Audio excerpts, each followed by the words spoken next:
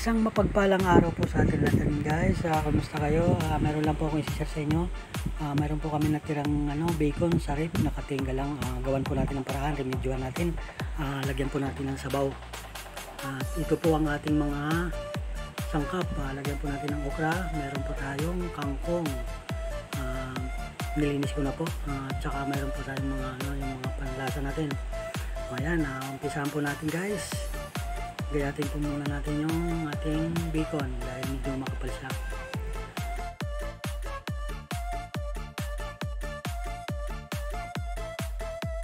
At ito na nga guys, meron na po tayong pinakulong tubig. Ayan, kumukulo na po siya.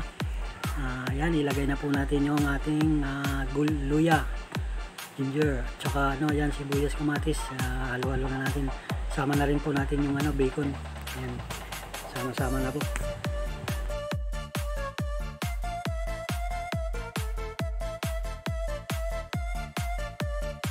Lagyan na po natin ng asin.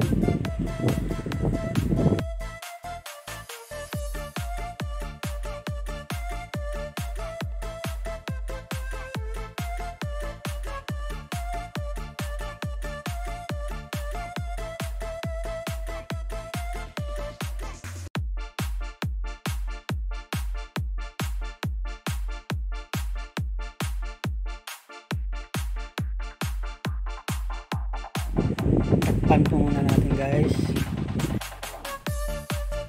A few minutes later.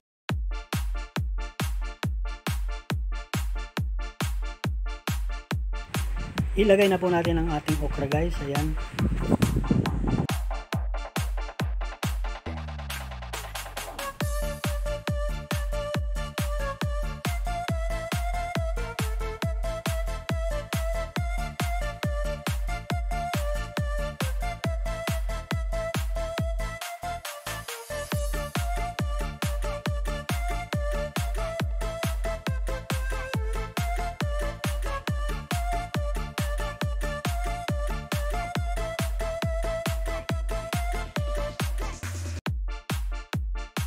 Takpan muli para maluto yung ating okra.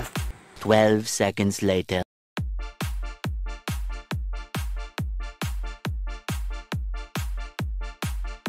Maglagay na po tayo ng pampaasim natin, yung sinigang sa sampalok mix.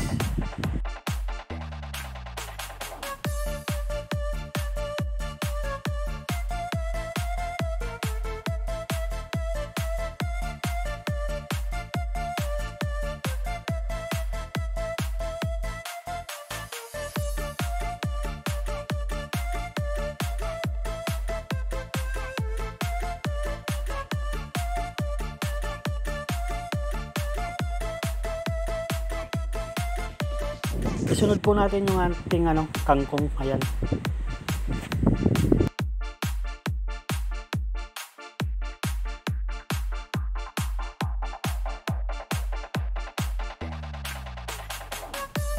Ayan guys, pwede na natin tikman to. Yes, okay guys, manamis-namis. Manamis-namis yan, medyo maasim-asim. Ayan guys, pwede na to. Guys, kaya nasabi ko na medyo manamis-namis kasi yung bacon po natin siyempre matamis po yan ng konti. Tsaka nag-aagaw siya ng matamis at saka medyo maasim. Ayan guys, maraming salamat po sa mga panonood at sa mga nagsusupport. Yan guys, naisip ko na po kung ano po yung mga natitira po natin pagkain dyan sa mga recruit natin. Gawan po natin ng remedyo. Ayan guys, meron na po tayong sabaw. Guys, kung gusto nyo pong aking video, paki-like, share, and subscribe. Maraming salamat po. God bless us all. Bye-bye.